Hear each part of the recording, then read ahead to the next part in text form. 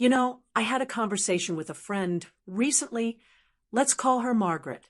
Margaret's in her late 70s, sharp as a tack, still loves gardening, still drives to her book club every week.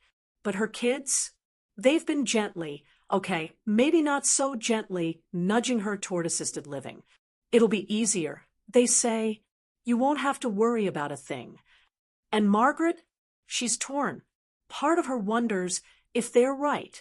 But another part, a bigger part, she's just not ready. And maybe neither are you. Now, let me be clear. Assisted living can be a wonderful option for some. But here's what no one talks about. It's not the only option. And for many seniors, it might not even be the best option. So today, let's have an honest conversation.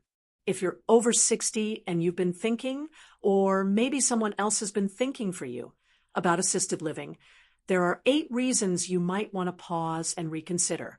Not because we're against it, but because you deserve to make this choice with your eyes wide open.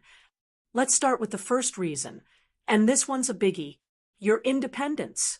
There's something powerful about waking up in your own home, making your own coffee just the way you like it, deciding how your day unfolds without someone else's schedule dictating it. Assisted living facilities, even the best ones, operate on routines: meal times, activity hours, check-ins. And for some people, that structure is comforting.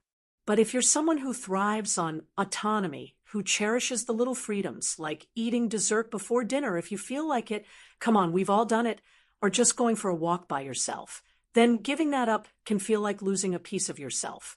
And studies show that sense of control, it's directly tied to happiness and even longevity. Now, let's talk about the second reason: your social life. You might think, well, assisted living means built-in friends, right? And sure, there are activities and communal spaces. But here's what they don't tell you: those friendships aren't always organic.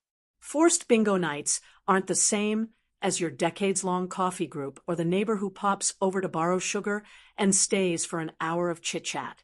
And here's something else: when you're in your own home, your social circle isn't limited to people your age. You interact with cashiers, librarians, the grandkids next door. That mix of generations, it keeps you engaged with the world, not just a slice of it. And then there's the third reason: the cost. Oh, this one's tricky, because on the surface, it might seem like assisted living simplifies things. No more property taxes, home repairs, grocery bills. But the reality? The average cost of assisted living in the U.S. is over $4,000 a month. And that's for a basic package. Need extra help with medications or mobility? That price climbs fast. Now, compare that to staying in your home, maybe with a part-time caregiver or some handy modifications like grab bars or a stair lift. Suddenly, the math looks different. And for many seniors, their home is their biggest asset. Selling it to pay for assisted living can mean losing equity and leaving less for the people you love down the road. Now, I know what some of you might be thinking, but what if I need help? What if I'm not safe alone? And those are fair questions. We'll get to solutions because, yes, there are ways to stay independent and safe. But first, let's talk about the emotional side of this decision. Because once you walk through those doors, even the nicest facility becomes home. And that shift, it's bigger than we realize. So let's keep going because the next few reasons might surprise you. So we've talked about independence, your social world, and the real cost of assisted living. But let's get into something even deeper. Reason number 4, the emotional toll of leaving your home.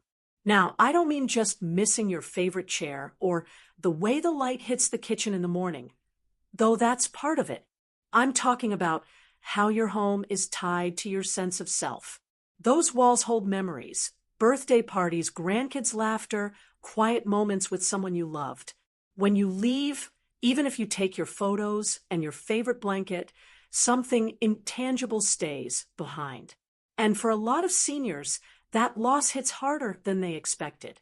I remember a gentleman named Robert who moved into assisted living after his wife passed.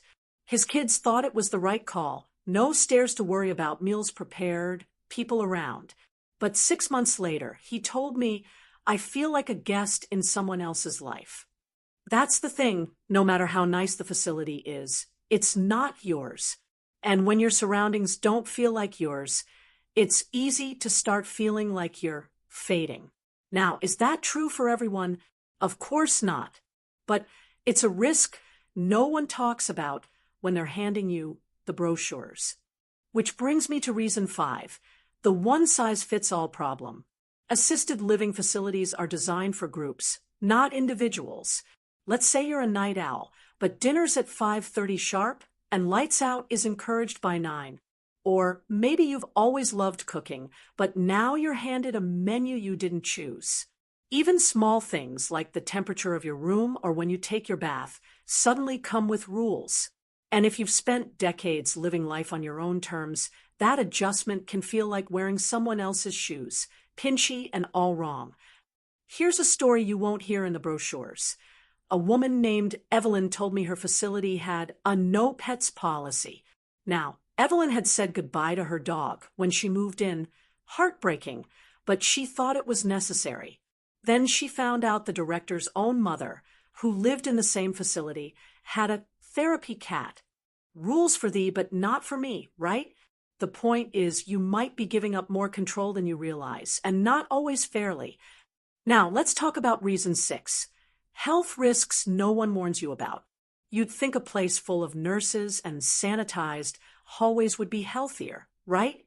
Well, here's the flip side. First, infections spread faster in communal living. We saw that during 2020. Second, and this is critical, movement matters. When meals are brought to you, when someone else does your laundry, when you don't have to walk down the hall to get your mail, you move less. And less movement means weaker muscles, stiffer joints, and a higher risk of falls.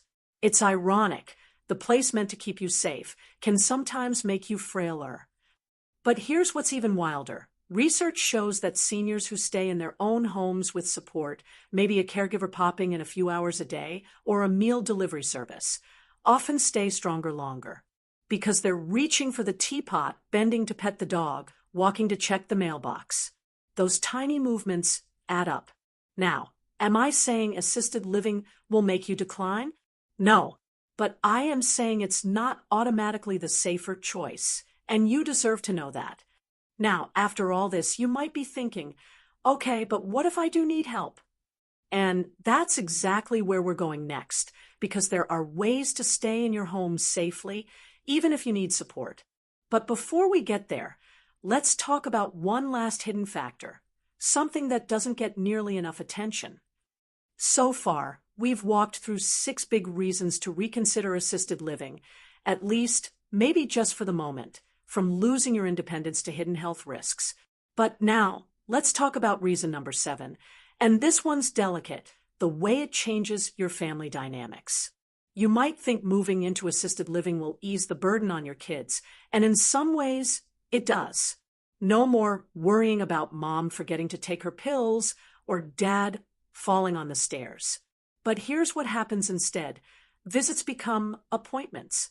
Suddenly, your daughter isn't dropping by to share your Tuesday coffee. She's coming to see you at the facility like it's a field trip. And grandkids, without your cozy kitchen full of goodies or your backyard swing, those quick, casual visits often turn into stiff half-hour chats in a communal lounge. The rhythm of family shifts in ways no one expects. I remember when Louise told me, before I moved here, my grandbaby would climb into my lap the second she walked in the door. Now, she clings to her mom's leg until I pull out the candy stash. It's not that the love fades, it's that home isn't home anymore.